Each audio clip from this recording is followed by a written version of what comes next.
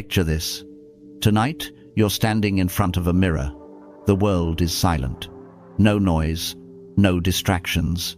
Just you, your breath, and the eyes staring back at you. Pause and ask yourself, have I truly lived, or have I just been existing? Marcus Aurelius once wrote, "It is not death that a man should fear, but he should fear never beginning to live." Let that sink in, because if you're honest with yourself, that question won't just touch you. It will haunt you. Most of us walk through life as if tomorrow is guaranteed. We postpone, we blame, we wait. But the Stoics knew something we often forget. Tomorrow is never promised. Your life can change in a single night, a single decision. And here's the truth. If you embrace these 9 Stoic principles, tonight could be the night you'll never forget. The night you stop living on autopilot. The night you take back control. The night you begin again. So stay with me until the end, because each principle has the power to shift your entire existence. And if this message resonates with you already, join our community here at The Stoic Habit by subscribing. Together, let's walk the path of wisdom, discipline, and unshakable strength. Now, let's begin with the first principle. Principle number 1. Control begins when you stop blaming. Be honest with yourself. How many times have you whispered these words? If only my parents had supported me, my life would be different. If it weren't for my boss, I'd already be successful. If the world were fair, I would finally be happy. Pause here. Do those thoughts sound familiar?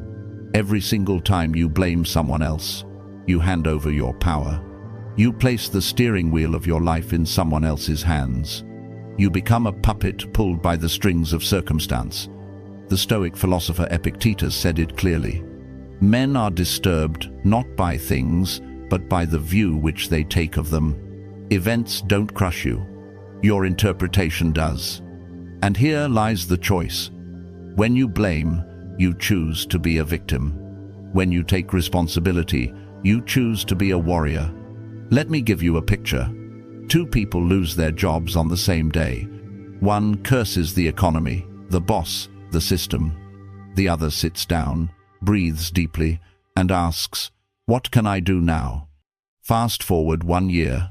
The first is still stuck, replaying excuses. The second has built a new path, stronger than before. The difference is not in fate. It's in the response. Here's the harsh truth. Blame feels comforting at first. It removes responsibility from your shoulders. It lets you say, "It's not my fault." But that comfort is a trap, because while you're pointing fingers, life keeps moving forward without you. True control begins the moment you stop saying, "if only," and start saying, "what now?" That is the bridge between victimhood and mastery, between drifting and steering. So tonight, ask yourself, who are you still blaming? And how has that blame been quietly weakening you? Write it down, cross it out, and replace it with this declaration. I am responsible for my growth. I am responsible for my peace. I am responsible for my future. Say it slowly. Feel the weight of it. Because in that single decision, you reclaim your life. And you will never see yourself the same way again. Principle number 2. Peace comes from endurance, not escape. Look around you. We live in the first civilization designed for escape. Feeling lonely? Open Netflix. Anxious? Scroll endlessly on social media. Heartbroken? Drink, shop, or swipe right until you're numb. But let me ask you, after all the running, after all the distractions, are you more peaceful now than you were a year ago? Pause and really think about it. The truth is brutal. Every time you choose escape over endurance, you don't solve the problem, you feed it. You don't heal the wound, you let it fester. You don't grow stronger, you grow weaker. Seneca once wrote, "A gem cannot be polished without friction, nor a man perfected without trials."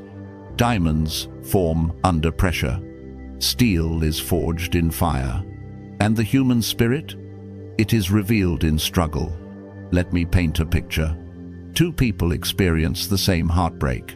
The first runs into distraction, into noise, into temporary relief. The second sits with the pain. They breathe through it.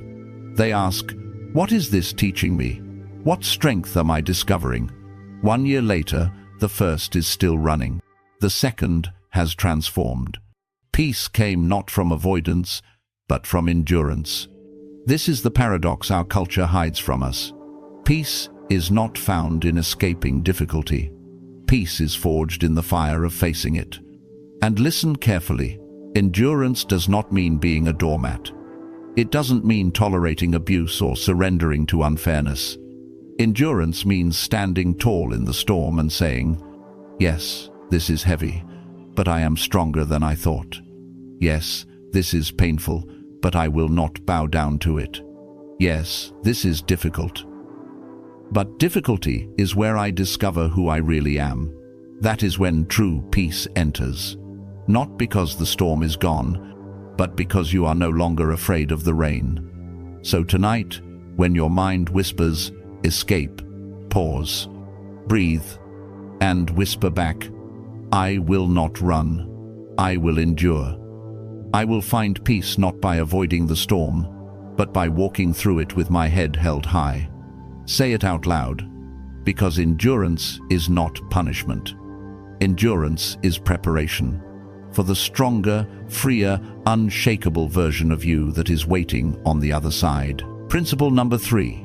Discomfort is a signal, not a stop sign. Discomfort, that tight chest, that knot in your stomach, that voice in your head whispering, "Turn back. This isn't for you." Most people hear that voice and retreat. They assume discomfort means danger. They think fear is a warning sign. But the Stoics understood something deeper. Discomfort is not a red light. It's a signal pointing you directly toward growth. Think back to every breakthrough moment in your life. Your first day at a new job. The moment you finally spoke your truth. The risk you took to move forward. Every one of those moments felt uncomfortable. Epictetus said, "Difficulties show a person what they are."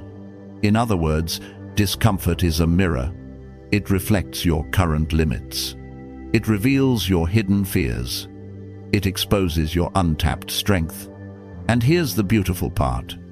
Only when you see your limits clearly can you begin to push beyond them. You cannot grow without resistance. Just as muscles are built by strain and pressure, your character is forged in discomfort. Let me give you an example. At the gym, the burn you feel isn't a warning to stop. It's proof your muscles are growing.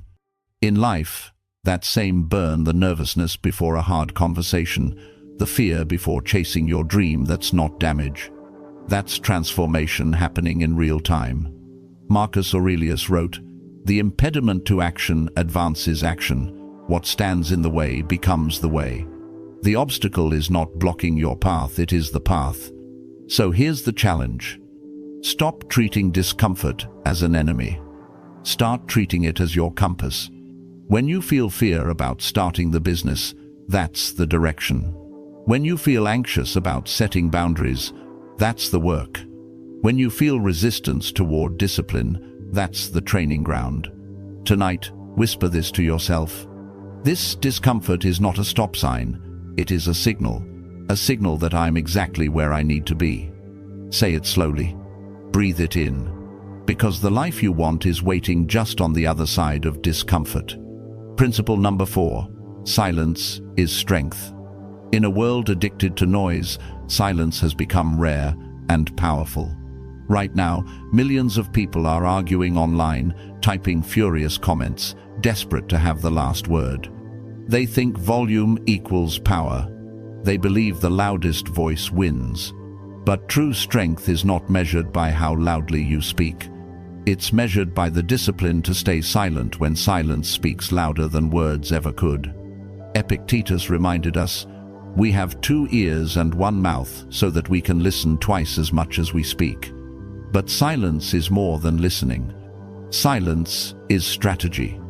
It's choosing not to waste your energy on meaningless battles. It's walking away from the trap of provocation. It's refusing to let someone else dictate your emotional state. Think about this. When was the last time you held back instead of lashing out? That was strength. When was the last time you walked away from a toxic argument? That was wisdom. When was the last time you stayed calm when everyone else lost control? That was mastery. Most people don't understand this. Those who always need the last word aren't strong, they're insecure. Those who constantly defend themselves aren't in control, they're terrified of being misunderstood.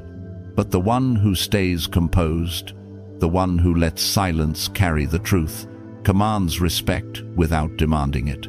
Marcus Aurelius put it beautifully: be silent as one who has the power to speak, but refrains. That is self-mastery. You could argue, you could fight, you could explain, but you choose not to. Not from weakness, but from absolute control. And here's the secret: silence protects your peace. Words, once spoken, can't be taken back. They can wound deeper than a blade. They can ignite fires that never needed to burn. But silence shields you. It saves your energy for the battles that truly matter. So tonight, when you feel the urge to argue, pause. When you want to prove yourself, breathe. When you crave the last word, remember. Silence is not surrender, it's strength. It's not weakness, it's wisdom. Whisper this declaration as you type it, as you feel it. My silence is my strength. Principle number 5, discipline over motivation. Everyone wants motivation. They chase it like a drug. Another video, another quote, another spark of inspiration. And yes, motivation feels amazing. It can light a fire in your chest. It can make you feel unstoppable for a moment. But here's the truth the Stoics knew well. Motivation is fleeting. Discipline is forever. Think about it. How many times have you felt motivated, only to lose steam after a few days? Maybe you watched an inspiring speech. You felt unstoppable until Monday came, and suddenly the energy was gone. Because motivation is like a sugar rush, a quick spike, followed by an inevitable crash. If your dreams rely on motivation, you're building them on sand. Discipline, on the other hand, is rock solid. It doesn't care how you feel. It doesn't wait for the perfect moment. Discipline shows up day after day, no excuses. Marcus Aurelius wrote in his journal, "At dawn, when you have trouble getting out of bed, tell yourself, I must go to work as a human being." Not because he felt motivated, but because life demanded effort. This is the Stoic way. You act not because you want to, but because you must. You persist, not because it's easy, but because it's necessary. Here's the paradox. Once you choose discipline, motivation eventually follows. You show up when you don't feel like it. You make progress. Progress creates confidence. Confidence fuels motivation. But it begins with discipline, never the other way around. Let me give you an example. The athlete doesn't train only on the days he feels inspired.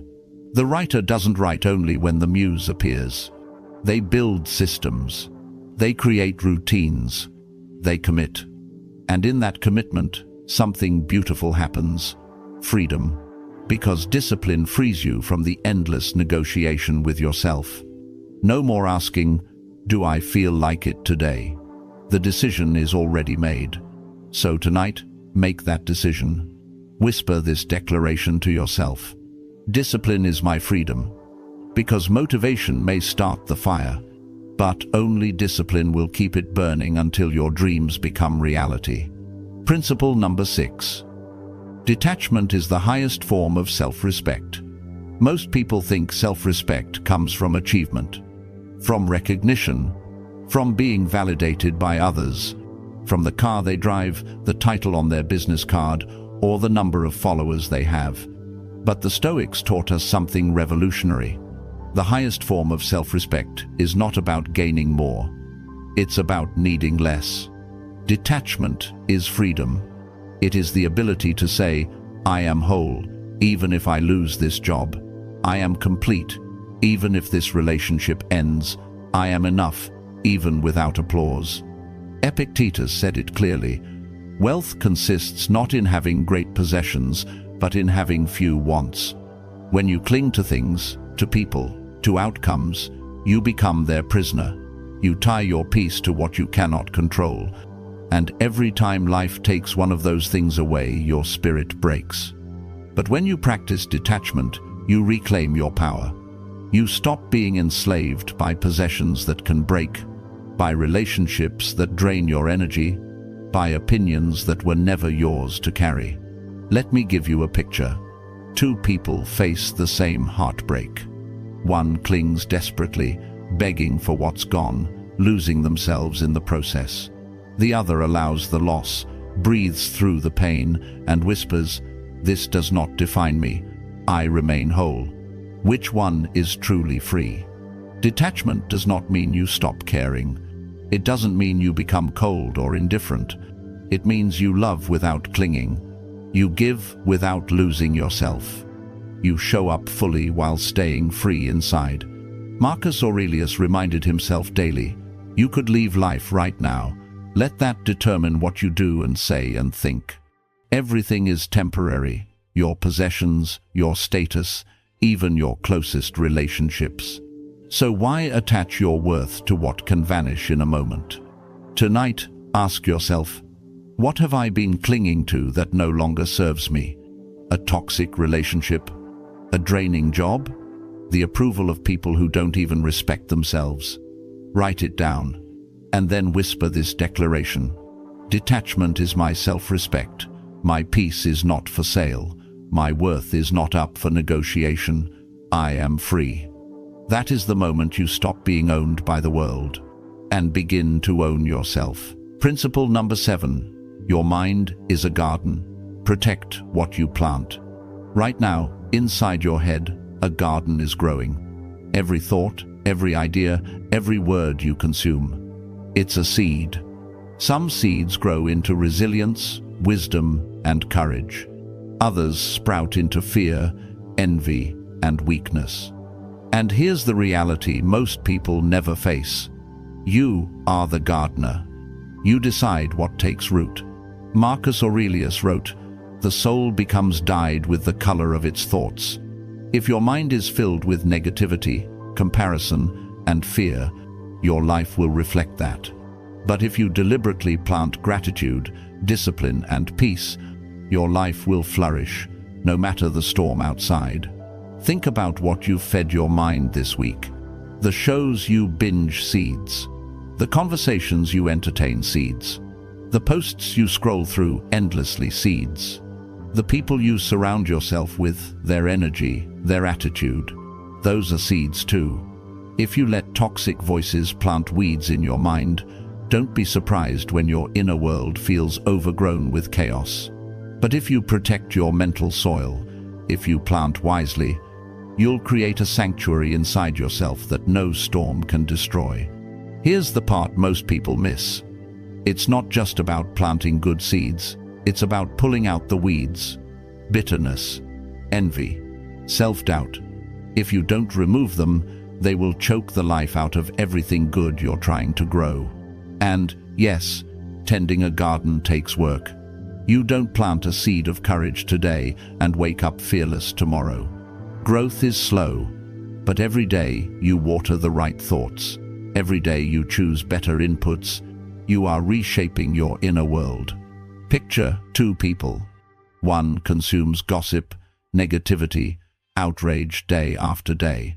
The other feeds their mind with wisdom, uplifting voices, disciplined habits. Fast forward a year. One is restless and bitter. The other is grounded and unshakable. The difference? The seeds they planted. So tonight, pause and ask yourself, what am I allowing to grow inside me? Then whisper this declaration. I protect my mind. I plant strength. I am the gardener of my soul.